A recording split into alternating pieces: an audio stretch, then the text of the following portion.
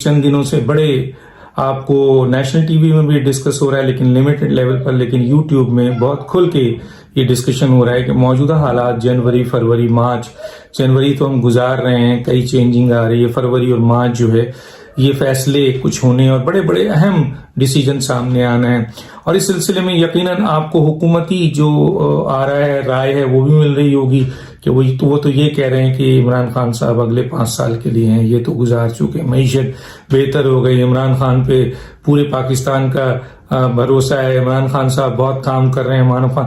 یہ سب باتیں ہیں، بہرحال ان کا حق ہے، وہ دیتے ہیں، لیکن جب باتیں سامنے آتی ہیں اور دلائل آتے ہیں تو ہم نے یہ بھی دیکھا کہ پھر گالیاں ہوتی ہیں، گالم گلوچ ہوتا ہے، ایک دوسرے سے جھگڑے ہوتے ہیں، فساد ہے، کیونکہ جواب نہیں ہے۔ بہرحال تو یہ حکومت کی ایک رائے ہے، اپوزیشن کہہ رہی ہے کہ چلے جائیں، جیسے مریم نے کہا کہ جی مہینہ چھوڑیے، ہفتے چھوڑیے، تو چند دن کی بات ہے، اور بھی کچھ اینالسٹ یہی کہہ رہے ہیں کہ یہ حکومت زیادہ دیر کی بات نہیں ہے۔ پی ٹی آئی کے اندر کے لوگ بھی، بہت اہم ترین لوگ بھی یہ کہہ رہے ہیں، پتہ نہیں کہاں سے کہہ رہے ہیں، یہ نہیں بتاتے، کہتے ہیں کہ جی یہ حکومت اب نہیں چلتی، عمران خان اب نہیں چلتے، گویا وہ بھی اس بات کو مان رہے ہیں کہ یہ حکومت مہینوں نہیں،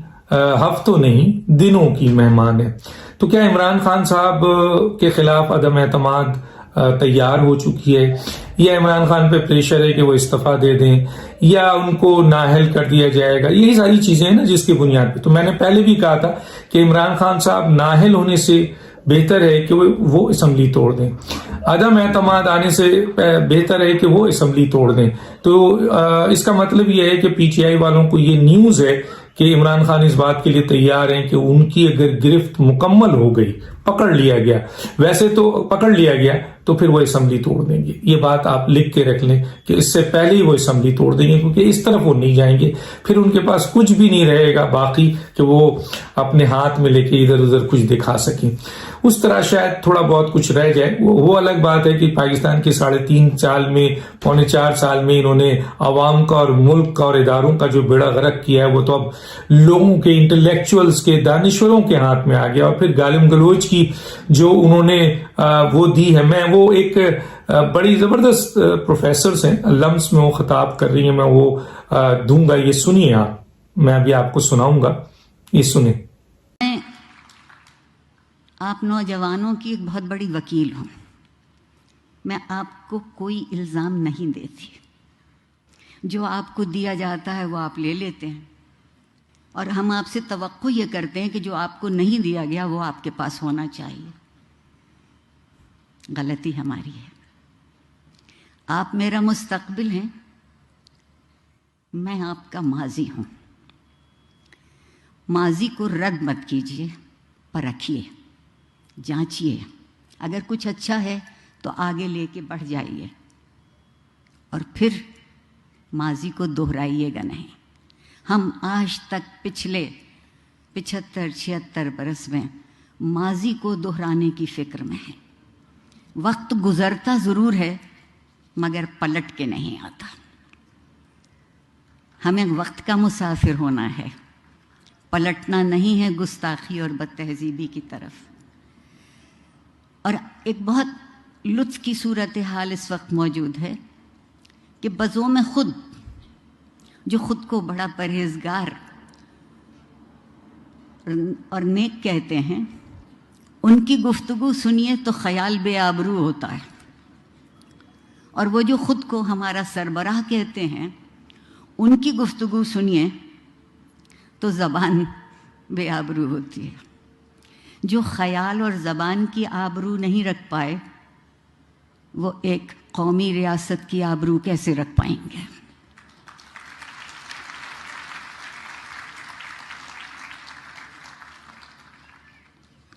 دیکھا انہوں نے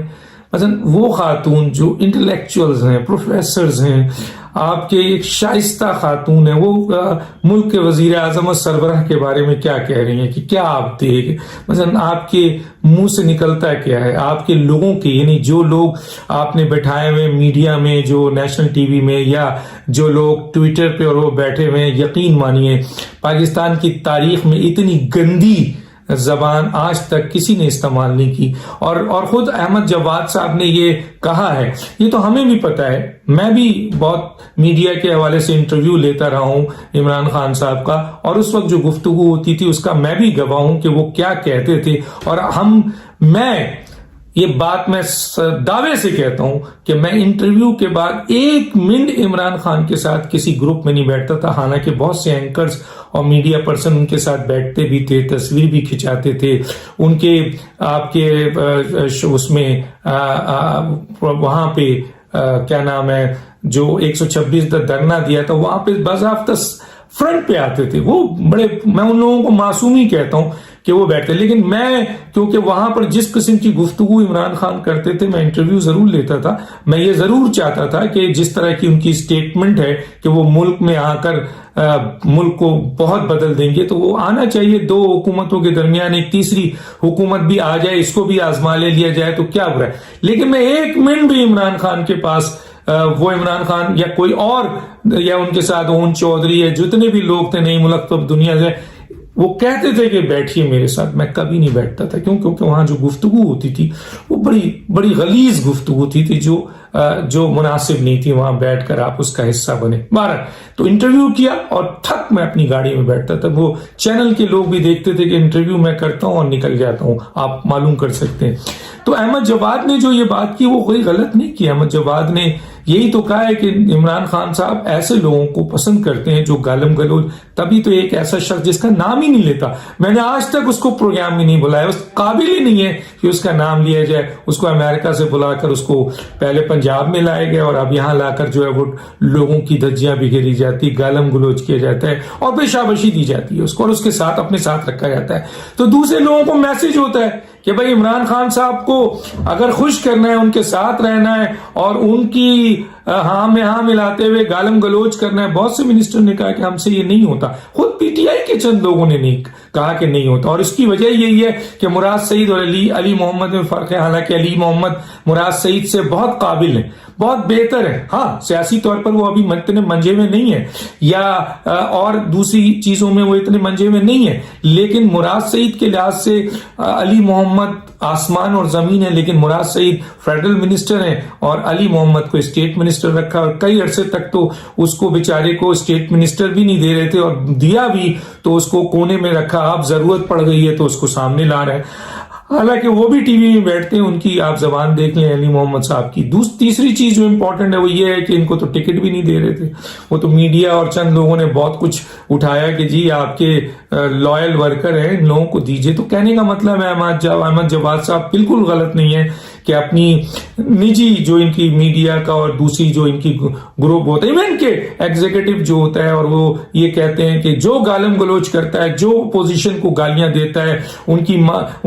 کی پرسنل میٹر کو اٹھاتا ہے, ان کی فیملی کو اٹھاتا ہے, عمران خان اس کو انکریج کرتے ہیں. بہرحال تو اب کہنے کا مطلب یہ ہے کہ عمران خان صاحب اسمبلی توڑ دیں گے. ان کو یہ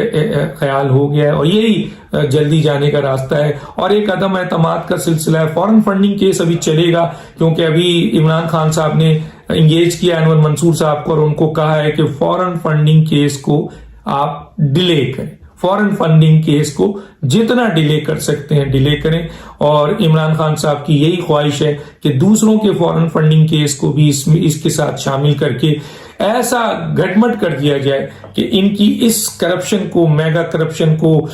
منی لانڈرنگ کو, اور 53 اکاؤنٹس اور 4 ملازمین کے اکاؤنٹس اور سارے اربوں ڈالر جو اکبر ایس بابر نے, اور یہ جو خفیہ 8 والیوم اب اوپن کے لیے کہا, یہ بہت ہی خوش آئین ہو گیا. تو یہ سب چیزیں اگر اس پہ فیصلے ہو گئے تو عمران خان صاحب نااہل تو چھوڑیے, عمران خان صاحب جیل جائیں گے, عارف علوی جیل جائیں گے, اسد قیصر جیل جائیں گے. میں پہلے بھی بتا چکا ہوں, اس ای میل میں دیکھ لیجیے کون کون جیل جائے گا جو کانفیڈینشیل ای میل ہے, وہ کیا کر رہے تھے. تو اس لیے انہوں نے کہا ہے کہ اس کیس کو الجھاؤ. تو یہ فیصلہ شاید ڈیلے ہوگا, الجھائیں گے. ابھی آتے ہی انہوں نے کہہ دیا کہ میں تو ابھی 2 دن ہوا ہے وکالت کے, حالانکہ بہت عرصے سے وہ اس کیس کو دیکھ رہے ہیں, لیکن انہوں نے کہا میں تو 2 دن ہوا ہے تو میں ابھی دیکھوں گا اور میں اس کو. تو ٹھیک ہے, وکیل اپنا کام کرتے ہیں, اس میں کتنا لمبا کھینچتے ہیں. تو اصل میٹر یہ ہے کہ کیا ان کے خلاف عدم اعتماد آ رہی ہے یہ ٹھیک ہے، کیونکہ